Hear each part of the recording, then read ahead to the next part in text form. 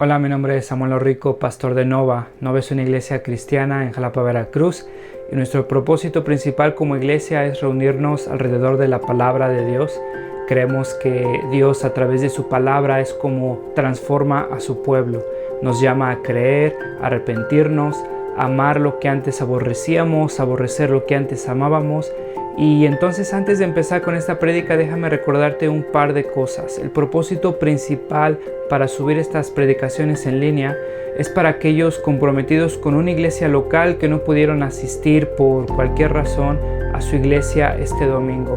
Estas predicaciones son un recurso para nosotros, para poder crecer, para poder escuchar la palabra de Dios. Sin embargo, creemos que un cristiano no puede existir sin una iglesia. Creemos que el contexto bíblico en el cual el cristiano crece y se sustenta como cristiano por la gracia de Dios es a través de su iglesia local, sometiéndose a un liderazgo local, amándose unos a otros, sirviéndose unos a otros, perdonándose unos a otros. Un cristiano no puede vivir su vida cristiana simplemente consumiendo predicaciones en una pantalla de su televisión, de su computadora. Entonces te animamos a comprometerte con una iglesia local. Si no pudiste asistir a una iglesia este domingo, nos da gusto que estés viendo este video. Disfrútalo, nuestra oración es que te sea de bendición. Sin embargo, si no te has comprometido con una iglesia local, mi oración es que puedas comprender que el amor de Dios se refleja en medio de su pueblo, mostrándose en la iglesia local. Nuestra oración es que Dios siga transformando nuestro país, que el Evangelio siga siendo proclamado, que la sana doctrina siga expandiéndose en nuestras iglesias y cada vez más cristianos podamos adorar a ese Dios soberano que nos ha mostrado su gracia a través de Cristo a pesar de lo que somos. ¿Sí o no se siente bien rico encontrarse dinero en un pantalón? De esas veces que te pones un pantalón limpio, metes la mano a la bolsa y te encuentras uno de 100 o uno de 200, ¿no? Y se siente rico porque es algo que no sabías que tenías, es algo que no tenías contemplado y ahora te puede servir para algunas otras cosas, ¿no? Ahora piensa en grande. Imagínate que no sabías, te das cuenta de que tienes por ahí perdidos 2,5 millones de pesos. ¿Crees que te cambiaría la vida, por lo menos económicamente? Fíjate, una noticia que salió en el 2022, por ahí de enero del 2022. Era un viernes por la tarde-noche ya, en una colonia en Bogotá, en San Cristóbal. Llega una camioneta de seguridad privada con 3 hombres uniformados con overol de la misma empresa y llama la atención de los vecinos porque entran a la fuerza a un domicilio. Pero como eran de seguridad privada, pues no dijeron nada, pero pasa un rato y se empiezan a escuchar muchos ruidos dentro de la casa, como si golpearan cosas, como si arrancaran cosas de la pared. Entonces, después de un rato, los vecinos deciden llamar a la policía. Pasa un rato y estos hombres salen del domicilio cargando una caja fuerte. Y justo cuando van a salir, llega la policía y los intercepta. Y estos cuates obviamente no eran de ninguna empresa de seguridad privada, se estaban robando la caja fuerte de la casa, entonces deciden comenzar a disparar en contra de la policía. La policía obviamente responde y se arma la balacera ahí en la colonia, ¿no? Los ladrones se dan cuenta de que no van a poder llegar a la camioneta y entonces regresan a la casa, se suben a la azotea y empiezan a tratar de huir por la azotea de los vecinos. Pasa un rato, hay unos civiles que incluso reciben disparos, pero después de un rato finalmente la policía los acorrala y los detiene. Y ya sabes, ¿no? Les quitan todas las armas, la camioneta, la caja fuerte y se van a la estación de policía. Y lo interesante se da ya en la estación de policía porque cuando revisan las armas que les habían quitado, hay una que les llama la atención porque se ve muy vieja. Entonces la revisan, mandan a traer a un experto y efectivamente se dan cuenta de que es una reliquia.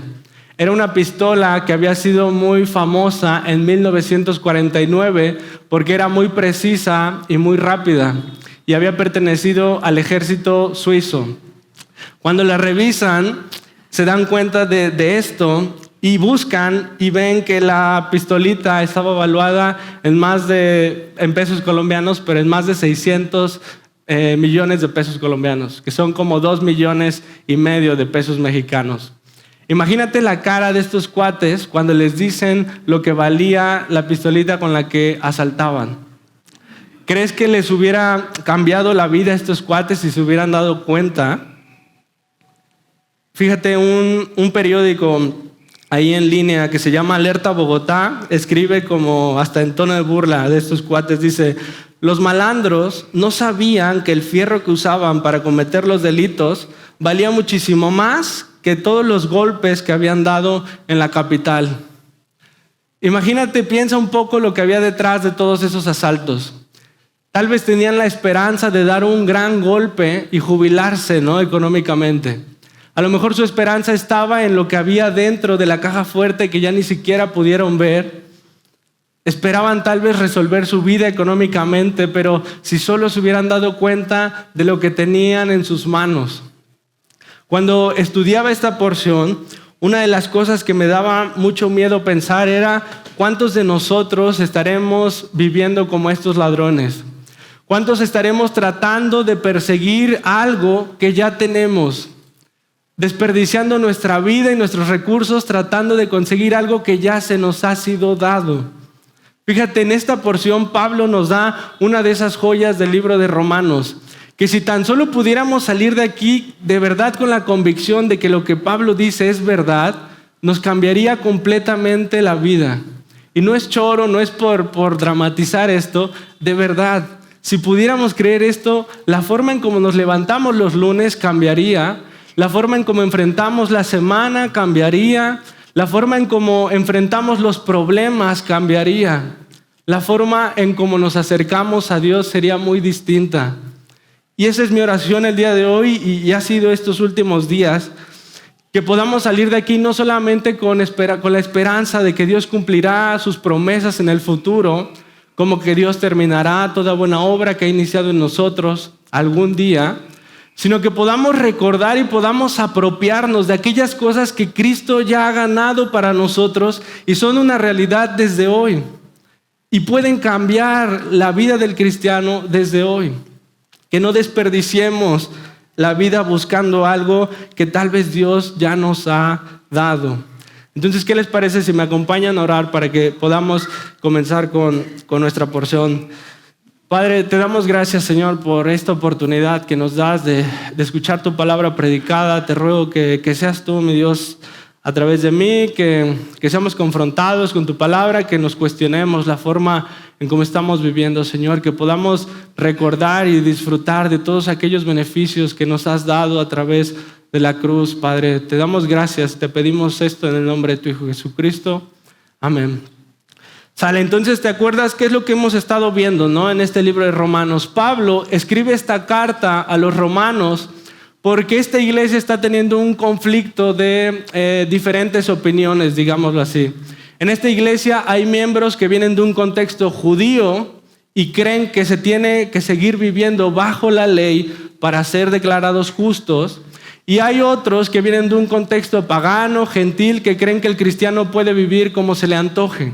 Entonces Pablo escribe esta carta para traer luz a esta situación. Y te acuerdas qué es lo que Pablo les explica, ¿no? Pablo les recuerda otra vez el evangelio. Pablo comienza demostrando cómo es que el hombre ha rechazado a Dios, ha rechazado a su creador, ha ofendido a Dios, y eso en automático nos hace merecedores de la ira de Dios. No solo eso, Pablo les demuestra más adelante que tanto judíos como gentiles estamos en la misma condición. Todos hemos rechazado a Dios, todos somos objeto de su ira y todos somos incapaces de ganarnos nuevamente el favor de Dios. Pablo en los últimos capítulos ha venido argumentando la justificación por fe. Es decir, que hay una salvación que es posible, pero no a través de algo que podamos hacer nosotros portándonos bien, sino a través de lo que Cristo ya hizo en la cruz. Cuando una persona deposita su confianza en que Cristo murió por él y pagó por sus pecados, en ese momento eres declarado justo, dice Pablo. No por algo que tú hagas, sino por fe. Y lo demostraba en el capítulo pasado, el último domingo, con el ejemplo de Abraham. ¿Te acuerdas que decimos que Abraham le creyó a Dios y le fue contado por justicia? No por algo que hiciera, sino por fe. Y entonces, en este capítulo, Pablo ya demostró eso. Solamente podemos ser justificados por fe. Ahora en este capítulo, Pablo nos quiere mostrar los beneficios inmediatos que podemos obtener, o más bien que obtenemos en el momento en que somos justificados. Aquellas cosas que recibimos gratuitamente de inmediato al ser justificados. Fíjate cuál es la primera. Ahí en el versículo 1 de nuestra porción dice: en consecuencia, ya que hemos sido justificados mediante la fe, tenemos paz con Dios por medio de nuestro Señor Jesucristo. Ahora tenemos paz con Dios. Y si has puesto atención a todo lo que hemos visto anteriormente, te darás cuenta de que lo que Pablo está diciendo es una locura, es algo increíble. Porque Pablo ha venido describiendo la relación de Dios con el hombre de una forma muy diferente. Ha venido hablando de un Dios airado. ¿Te acuerdas? En el capítulo 1, versículo 18 dice: en verdad, la ira de Dios viene revelándose desde el cielo contra toda impiedad e injusticia de los seres humanos, que con su maldad obstruyen la verdad. Capítulo 2, versículos 8 y 9 dice: pero los que por egoísmo rechazan la verdad para aferrarse a la maldad, recibirán ira y enojo de Dios.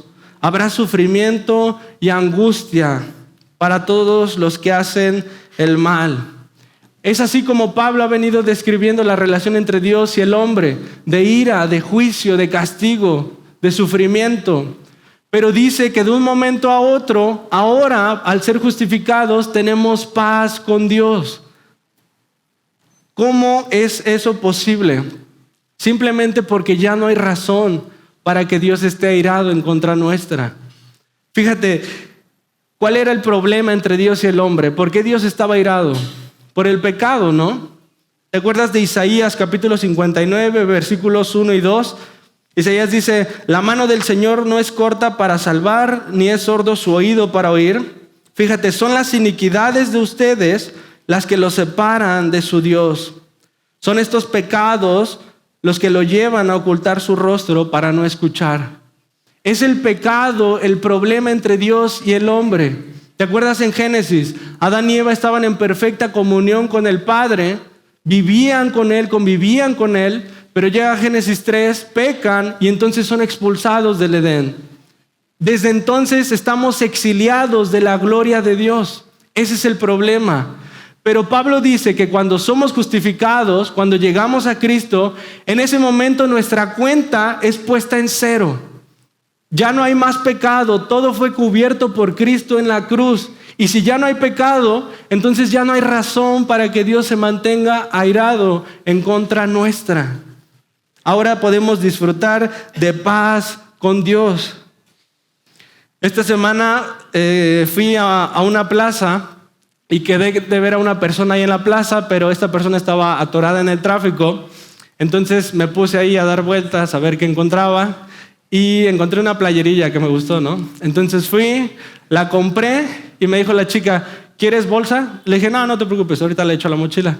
Entonces nada más agarré el ticket, me lo eché a la bolsa y agarré la playera así nada más y me fui a seguir viendo ahí, perder el tiempo, ¿no? Y entonces después de un rato me di cuenta de que había un guardia que se me quedaba bien clavado, ¿no? Como que yo creo que me vio muy rufiano, no sé, porque se me quedaba viendo y como que me seguía, hacía la distancia, me seguía y me seguía. Y hubo un momento donde yo ya quería echar la playera a la mochila, pero ya me sentía muy incómodo, ¿no? Porque dije: va a pensar que me la estoy robando. Y pues ya, después de un rato me choqué y ya me acerqué y saqué el ticket, le dije: ya la pagué, ¿eh? y el señor me dijo: bueno, y se dio la vuelta y se fue. Fíjate, el señor tenía probablemente argumentos, ¿no? Para sospechar. Iba de negro, llevaba mochila, casco y todo. Probablemente tenía argumentos para estarme persiguiendo, ¿no? Pero en el momento en que le enseñé el ticket de que ya estaba pagado, pues ya no tenía razón para estar dudando de mí, ¿no? Pablo nos está diciendo, en el momento que llegas a ser justificado, ya no hay razón para que Dios esté airado en tu contra porque ya fue pagado, ya fue cubierto eso que se interponía entre Dios y tú. Ahora podemos disfrutar de paz con Dios. Fíjate ahí en el versículo 11. Dice, no solo esto, sino también nos regocijamos en Dios por nuestro Señor Jesucristo, pues gracias a Él ya hemos recibido la reconciliación. Hemos sido reconciliados con Dios. No importa qué tan rufiante sigas viendo, a la luz de los ojos de Dios Dios te está viendo justo, sin pecado. Tu cuenta está en cero y podemos disfrutar de paz con Dios.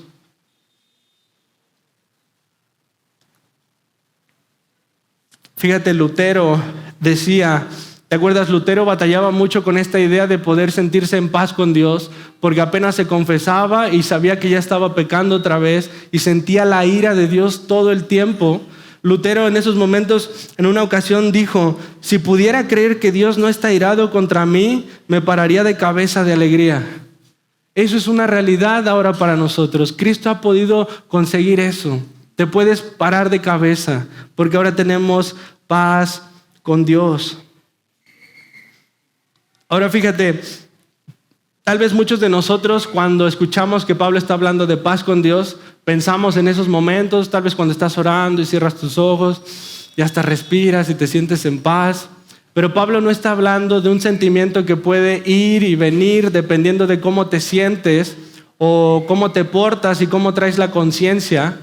Lo que Pablo está describiendo es el estado ahora entre Dios y el cristiano, entre Dios y esa persona que ahora ha sido declarada justa. Y lo interesante es que lo describe como un estado permanente, una paz constante que no va a cambiar. Porque fíjate que Pablo no dice, miren que Cristo ha ganado paz para con Dios, ahora ustedes esfuércense por mantener esa paz. Fíjate qué es lo que dice en realidad Pablo. Tenemos paz con Dios por medio de nuestro Señor Jesucristo. ¿De qué depende la paz? Fíjate, la Nueva Traducción Viviente lo traduce de otra forma. Dice, tenemos paz con Dios gracias a lo que Jesucristo nuestro Señor hizo por nosotros. Es decir, ¿de qué depende la paz con Dios?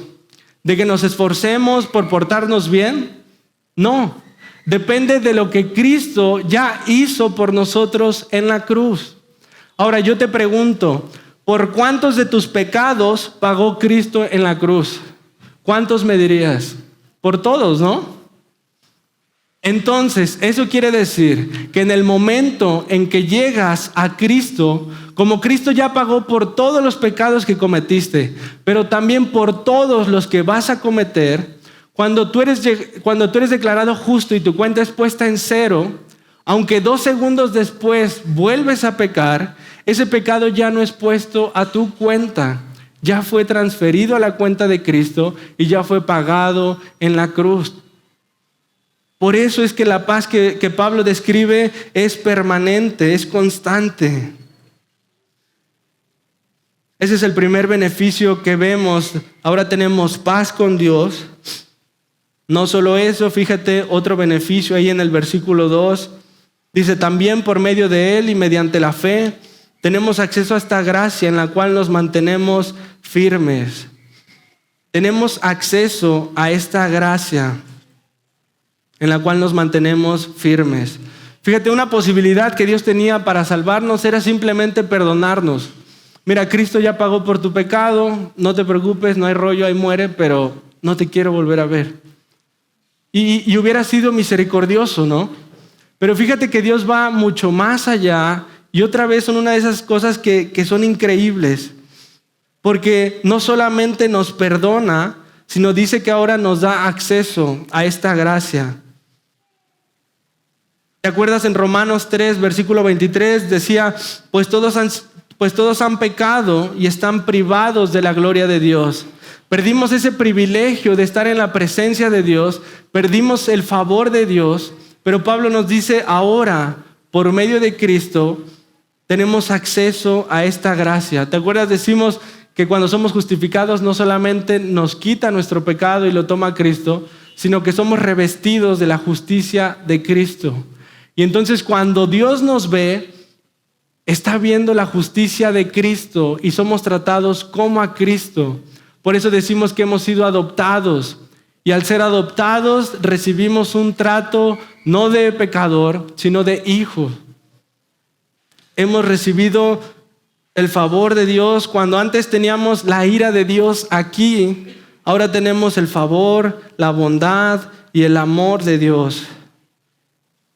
Ahora es increíble, ¿no?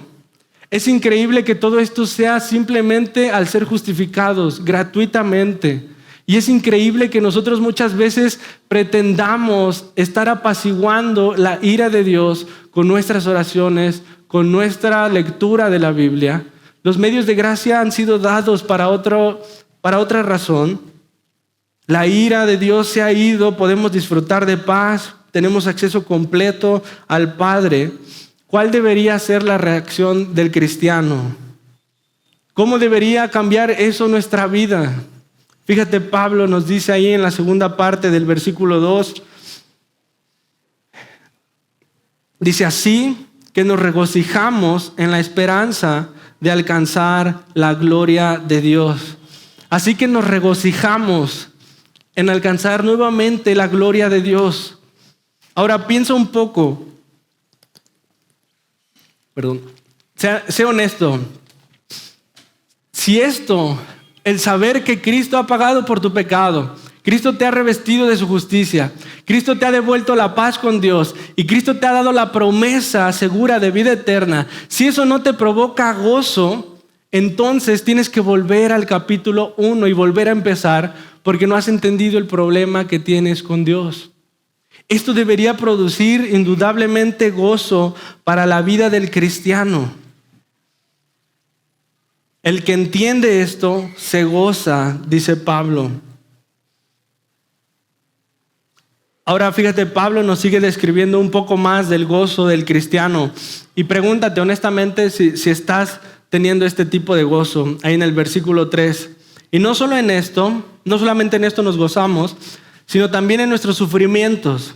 Porque sabemos que el sufrimiento produce perseverancia. La perseverancia, entereza de carácter. La entereza de carácter, esperanza.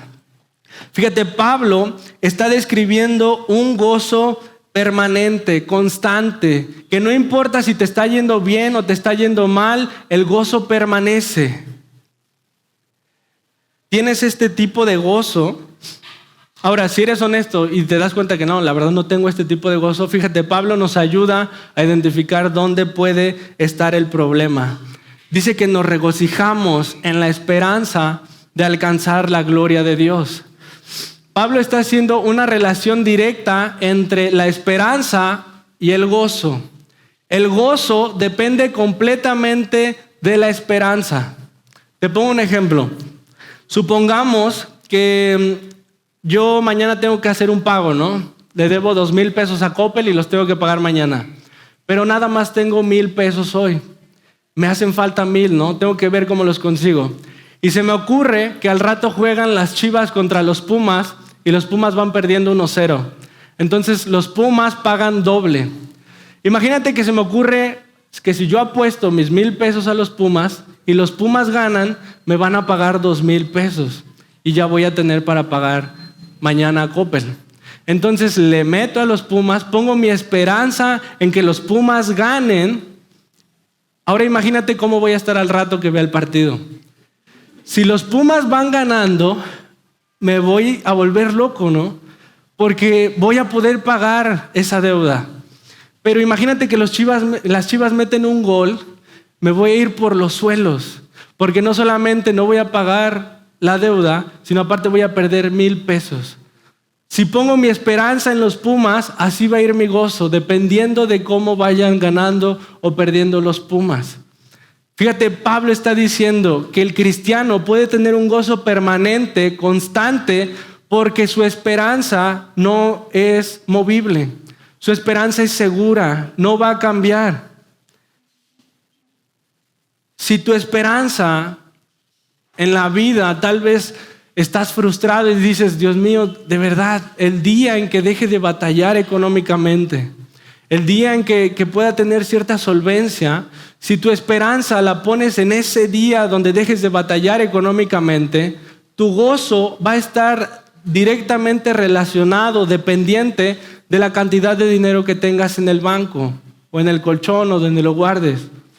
El día que tu negocio vaya bien, vas a estar bien, con gozo, estable, pero el día que vaya mal, vas a perder ese gozo. Te vas a frustrar, te vas a molestar con Dios porque las cosas no van bien. Fíjate, si tú eres soltero y pones tu esperanza en el día en que llegue esa persona, tu gozo va a depender completamente de si esa persona llega o no. Si en alguna ocasión conoces a una persona y crees que puede ser esa persona, tu gozo va a ser bueno, pero el día en que pase algo con esa persona, el día en que te des cuenta que no es esa persona tal vez, tu gozo va a flaquear. Pablo está hablando de un gozo constante, permanente. Si tu esperanza está en el día en que tu matrimonio se arregle, tu gozo va a depender de cómo va en el día a día tu matrimonio, pero Pablo está hablando de un gozo constante, permanente. Y la realidad es que si ponemos nuestro gozo, nuestro regocijo en cualquier otra cosa que no es Dios, siempre vamos a estar así. Siempre vamos a estar frustrados, siempre nos vamos a estar cansando, porque solamente podemos estar plenamente gozosos en Cristo. ¿Te acuerdas de San Agustín? Decía, nos hiciste, Señor, para ti, y nuestro corazón está inquieto hasta que descanse en ti. Solamente vamos a poder tener un gozo constante si lo depositamos en aquello que es eterno. ¿Te acuerdas los discípulos cuando muchos de sus discípulos comienzan se dan cuenta de la enseñanza real de Jesús y lo empiezan a abandonar? Jesús le pregunta a los 12 ahí en Juan capítulo 6, versículos 67 y 68. Así que Jesús preguntó a los 12, ¿también ustedes quieren marcharse? Señor, contestó Simón Pedro, ¿a quién iremos? Tú tienes palabra de vida eterna.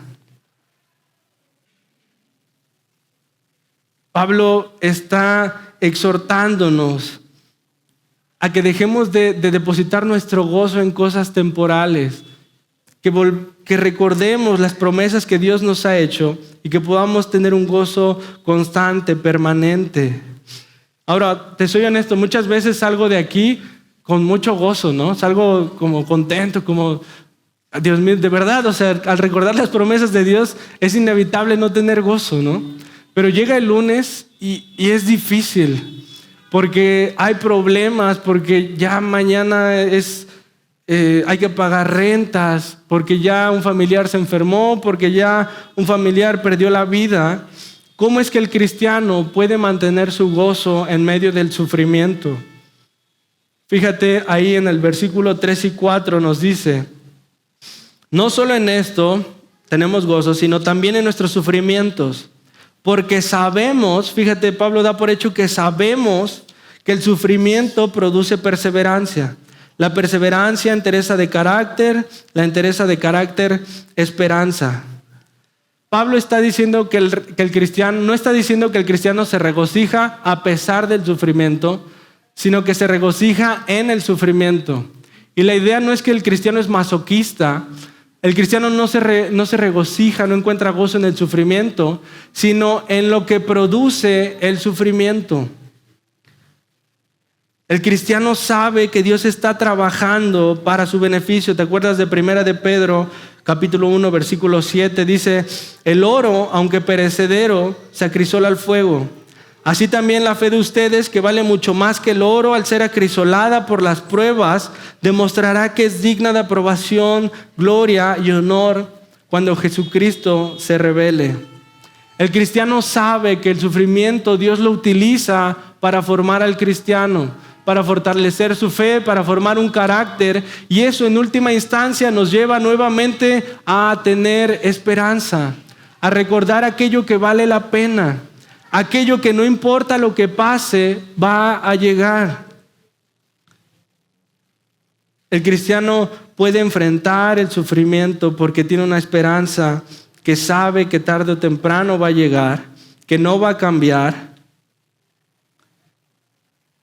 Fíjate Pablo cómo dice ahí en el versículo 5, y esta esperanza no nos defrauda, porque Dios ha derramado su amor en nuestro corazón por el Espíritu Santo que nos ha dado. Esta esperanza no nos defrauda. Fíjate el Salmo 25, versículo 3 dice, quien en ti pone su esperanza jamás será avergonzado. ¿Cuántas veces hemos sido avergonzados por poner nuestra esperanza en las personas o en las cosas equivocadas? En Cristo tenemos la certeza de que no seremos avergonzados por depositar nuestra confianza en Él. Fíjate, y dice, nos ha dado de su amor. ¿Cómo sabes que Dios te ama? Muchas veces hacemos esta pregunta, ¿cómo sabes que Dios te ama? Y muchas veces responden las personas diciendo, pues porque lo he visto en mi vida. O sea, Dios ha sido muy bueno conmigo. Me ha sacado de este problema, de esta enfermedad, me ha dado este trabajo. Y la pregunta es, bueno, ¿y si te quita todo eso, entonces qué? ¿Ya no te ama? ¿Dudas del amor de Dios? Fíjate, Pablo nos está diciendo que podemos percibir el amor de Dios, pero nos dice dónde es que lo podemos percibir claramente. Versículos 7 y 8. Difícilmente habrá quien muera por un justo, aunque tal vez haya quien se atreva a morir por una persona buena. Pero Dios demuestra su amor por nosotros en esto, en que cuando todavía éramos pecadores, Cristo murió por nosotros. El amor de Dios no necesariamente lo tenemos que ver a través de los beneficios inmediatos, materiales que tenemos. El amor de Dios lo vemos a través de la cruz. Dios estuvo dispuesto a entregar a su Hijo para salvarte. ¿Qué más prueba de amor quieres que eso? Ahora fíjate, para cerrar, quiero que veas el énfasis tan grande que Pablo está poniendo en la seguridad de estas cosas. Pablo se está desbaratando por demostrarnos que todo esto es seguro. Fíjate en los versículos 9 y 10. Incluso tiene ahí algunas oraciones, signos de admiración. Fíjate, y ahora que hemos sido justificados por su sangre, con cuanta más razón, por medio de él seremos salvados del castigo de Dios. Porque si cuando éramos enemigos de Dios, fuimos reconciliados con él mediante la muerte de su Hijo, otra vez, con cuanta más razón, habiendo sido reconciliados, seremos salvados por su vida. Muchas personas piensan que la salvación se puede perder, pero fíjate que Pablo nos está apuntando en la dirección opuesta. Pablo quiere que el cristiano encuentre seguridad en su salvación, que esté seguro de que esa salvación llegará, porque no está depositada en lo que el cristiano hace. La salvación es segura porque está garantizada en el sacrificio de Cristo. ¿Te acuerdas? Consumado es. Pablo quiere que nos demos cuenta de que esto, la paz con Dios, el acceso a su presencia, la promesa de vida eterna, están seguras, están garantizadas en la cruz. Y al cristiano solo le queda regocijarse, vivir con gozo. Más adelante vamos a ver cómo es que el cristiano debe reaccionar en gratitud a esto. Pero en esta porción Pablo quiere que estemos seguros de esa salvación y que eso produzca gozo en la vida del cristiano. Que dejemos de perder tiempo tratando de acercarnos a Dios, ganándonos su favor por medio de nuestras disciplinas, por medio de ir a la iglesia, porque si no voy, entonces Dios después me va a quitar esto o el otro.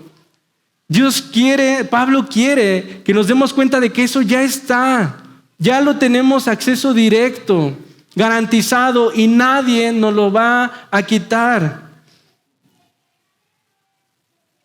¿Te acuerdas de Hebreos?